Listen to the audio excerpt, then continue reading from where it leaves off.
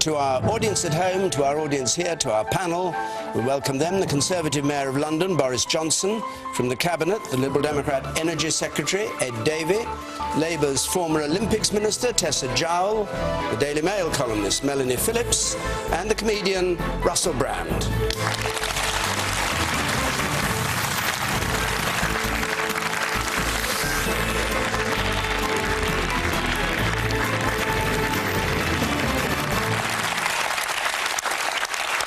Thank you very much. Our first question from Weng Ang, please. Weng Ang. Should we jail reckless bankers, and which bankers would the panel wish to be prosecuted? Should we jail reckless bankers, a proposal that came up this week, and which bankers would the panel wish to see prosecuted? Boris Johnson. I think you should certainly jail anybody who's guilty of criminal behaviour. And I think that you have to...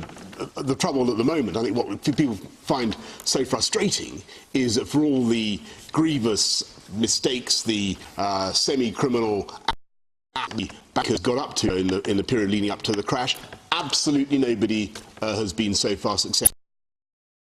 Nobody has been sent to prison. There's a huge amount of anger about that. What could you send people to prison for? What could you send a banker to prison for? The trouble is, at the moment, that statute doesn't really cope with the kind of things that they were up to. So what you would need to do is frame some law that said that if they were going to imperil the assets or the savings of their customers with the risky behaviour, the addictively risky behaviour that they got up to, then they should face some sort of penalty. You could imagine... You could imagine a criminal sanction or a law against such behaviour. But how do you distinguish bad judgment as a banker from a kind of willful criminal attempt to take people's savings off? Well, I mean, that would be a matter for the court. And that is it easy? No, I don't think it would be very easily done. And I think that you've got to be very careful how you drive. And I would make 4 or 5 years to the whole thing exploded is, yes, by all means, let's regulate these people and let's make it absolutely clear to them that they got it wrong. But I really don't see any long-term advantage to this city or this country in continuing with an orgy of banker bashing financial services when, don't forget, I know this is an unpopular point, but it is worth making, there are hundreds of thousands of people in this city who are not on big incomes, who don't take huge bonuses, who are earning very, very modest salaries, but whose livelihoods and the livelihoods of their families depend entirely on the success of financial services in London. Don't forget that fact. Don't imperil London's position as the greatest financial capital on earth. Maybe we have a number of bankers and financiers here. You say in the centre there, respectively. If anyone has read the Stanford prison experiment, it shows that good people do bad things if the system lets them do it. So I wonder how much the system is to blame rather than the individuals. Ed Davey. I think the gentleman has a point, and the interesting thing about this Commission's report is it doesn't just say jail the bankers. I think if there is a new criminal it will be a high. That would be the ultimate sanction. But the Commission also talks about ensuring that there's individual responsibility, that the systems are... Some of the people at the top of these banks were able to say, well, we didn't know what was going on. We didn't understand the risks our banks were taking. That's just not acceptable. And look at the mess it's got our banking system in, our economy in. So we're right to start taking these measures. Now, the government has been acting. We haven't just sat around doing nothing. We've got the biggest set of reforms to the British banking system ever. We've now got a new regulatory system with the Bank of England in charge. We've ring-fenced the casino banks from the banks that you and I invest in. We've got the toughest regime on bankers' bonuses in the world. So we've done a whole range of things. The good thing about this Banking Commission is it gives us another set of ideas to make sure we reform our banks. Boris is right. Banks play a critical role in our economy, but I don't think there's enough competition in the banking sector. Who would you so like let's to get see these reforms and take them further? Mr. Wing said, who would you like to see prosecuted? Got anybody you'd like to see prosecuted? No. What we shouldn't do... I mean, you've got the record of what's happened. Before the offence is even brought in, we shouldn't start retrospectively applying it. OK. An orgy of banker bashing is what we're in for, Russell Brand. Do you think that's what's happening? I think an orgy of any kind would be great. But one that focuses on banker bashing would be the best kind of orgy I can imagine. Hey, what you said, mate, was wicked, I thought, saying that the system itself inherently encourages that kind of behaviour. When looking for the culprits and who to prosecute after these transgressions, look for the people that after that crash, where loads of ordinary people lost loads and loads of money, look for the people that have got loads of bonuses and loads of money. They're the people that are criminal. Those are the people that need to be prosecuted. And whilst to a degree we have to placate the city because our economy is built on it, don't you think it's happened a bit too much that they can behave in this rampaging manner while ordinary people continue to suffer? I think that we need to see punitive measures immediately employed so that it doesn't continue to recur, not just because of some weird lefty agenda, but because if there are not penalties, the behaviour will happen cyclically. So people need to go down, and it's the people that have got the money that need to go down. Right.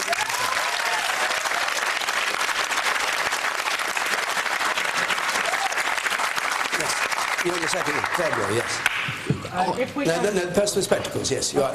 If we're going to prosecute bankers for making mistakes, surely we should also prosecute politicians for lying. Yeah. Melanie Phillips.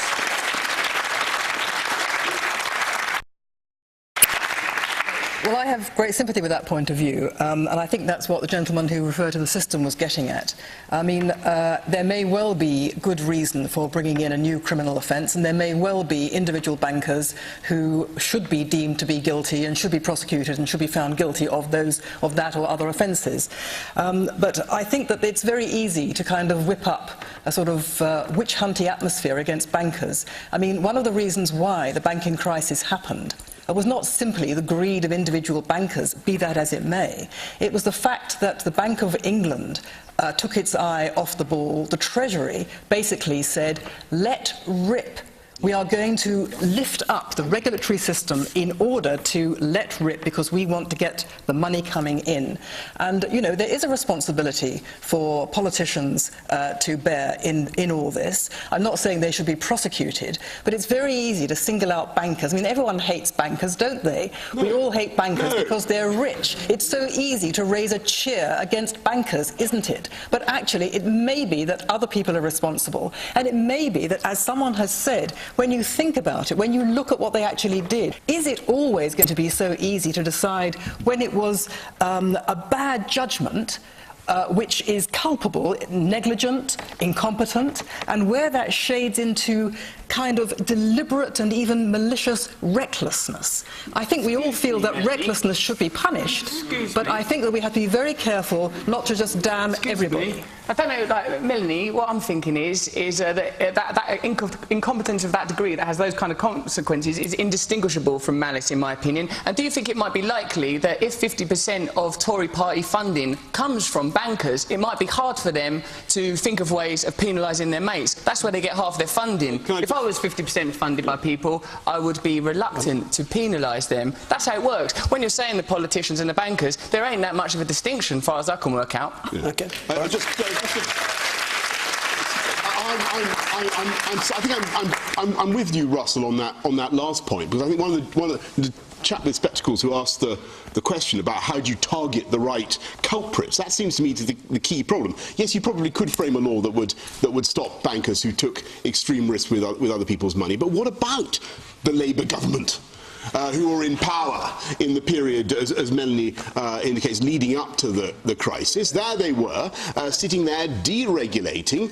Gordon Brown went to the City of London in June 2007 and said, we are entering a golden age of banking and the City of London. And what kind of signal did that send to those people? All right. Now, should Gordon Brown be sent to prison? Yes. Tessa Jowell, she was part of that government. Should she be sent to prison? Tessa Jowell. I sincerely hope not. I'd go and visit Tessa in prison.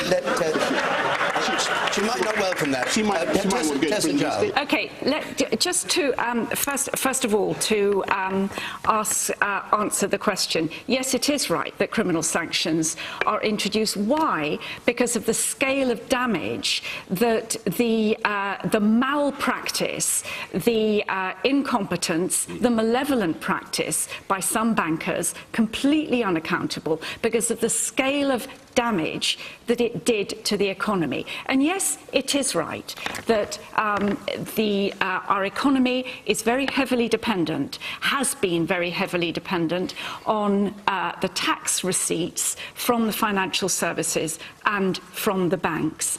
And yes, it is right that financial services and the banks were underregulated, and were underregulated while we were in government, and we have recognised that. But what is also important to recognise is that the Tories, and I think even you, Boris, were saying even in that underregulated time, the banks were too regulated. So there are a lot of lessons to be learned from this. And the fact is that criminal sanctions will be one thing, but also let's hear it for women on the trading floor, women in the boardrooms, changing the culture of banking. Because it's the culture that was as much to blame as the behaviour of irresponsible and reprehensible but too well-rewarded individuals.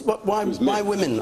Do they behave differently on the floor of banks? Absolutely. What? I mean, there's Are they less plenty, competitive than the men? There's plenty of evidence less to alpha show males bashing each other? Absolutely right. Do you All think it would have been better if there'd been a female, you've answered your own question. A female Prime Minister who well, would have recklessly racked up the deficit in the way that Gordon Brown did? Christine, maybe that would have been better.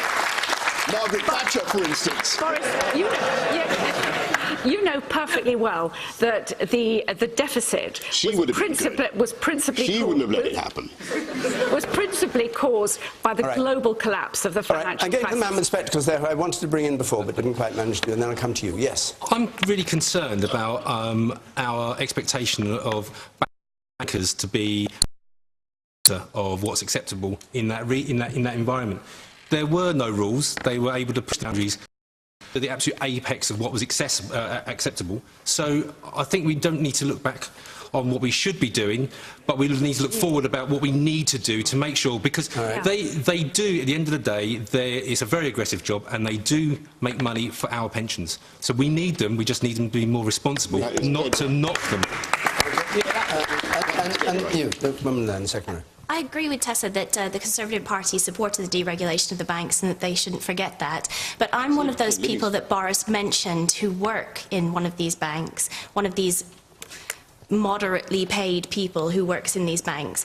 And what I think is important is that there are plenty of people there who do work hard and who do work honestly, but that there's not enough of us, and that then it seems something needs to be done to support people who do want to work honestly within these organisations to make them better. Are you, I don't want to intrude on your professional life, but are you in a position where you have people above you whose behaviour you're critical of or despise? Are you forced to do things you don't want to do? Don't lose your job on air, I've actually resigned my position, so perhaps I'm in a better position to answer that question. Then you can answer it then. I wouldn't ever say that I've been forced to do anything wrong, certainly not. But I would say that there are behaviours that I have seen, witnessed, almost on a daily basis that I'm certainly critical of. Compliance issues that people just laugh off. And that shouldn't be the case. That shouldn't be allowed to happen. Perhaps there needs to be some external but in-house regulation. And is this in a big trading bank, or is it in a sort of a merchant bank or whatever? An investment bank. Investment bank, yes. And the woman there in the fourth row. I'd just like to hear the rest of Tessa's point about how women perform in banks and boardrooms before she was rudely interrupted. OK, before you were rudely interrupted, Tessa. Absolutely. Probably by me. That's all right. That's part of the game. But no, Christine Lagarde, head of the IMF, famously said, if it had been Lehman Sisters instead of Lehman Brothers, perhaps we wouldn't have seen the crisis start with that. And I can see women in the audience nodding. You know that if women are present, women act differently, more consensually, more risk risk-averse, you know, more... Sexy. maybe that too, Russell. All the grievous mistakes, the semi-criminal the bankers got up to in the period leading up to the crash, absolutely nobody has been so far successful. Nobody has been sent to prison. There's a huge amount of anger about that. What could you send people to prison for? So, what could you send a banker to prison for? The trouble is, at the moment, that statute doesn't really cope with the kind of things that they were up to. So what you would need to do is frame some law that said that if they were going to imperil the assets or the savings of their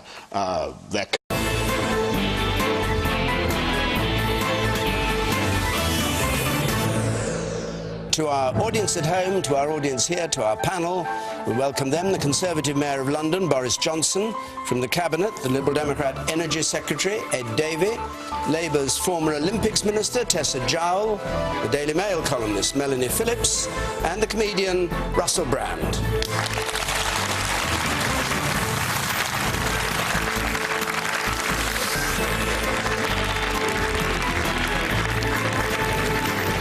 Customers with the risky behaviour, the addictively risky behaviour that they got up to, then they should face some sort of penalty. You could imagine a criminal sanction or a law against such behaviour. But how do you distinguish bad judgment as a banker from a kind of willful criminal attempt to take people's savings off? Well, I mean, that would be a matter for the court, and that. But is it easy? No, I don't think it would be very easily done, and I think that you've got to be very careful how you drive. And I would make 4 or 5 years to the whole thing exploded.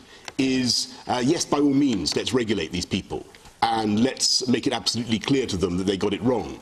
But I really don't see any long-term advantage to this city or this country in continuing with an orgy of banker bashing financial services when, don't forget, I know this is an unpopular point, but it is worth making, there are hundreds of thousands of people in this city who are not on big incomes, who don't take... Thank you very much. Our first question from Weng Ang, please. Weng Ang. Should we jail reckless bankers, and which bankers would the panel wish to be prosecuted? Should we jail reckless bankers, a proposal that came up this week, and which bankers would the panel wish to see prosecuted? Boris Johnson.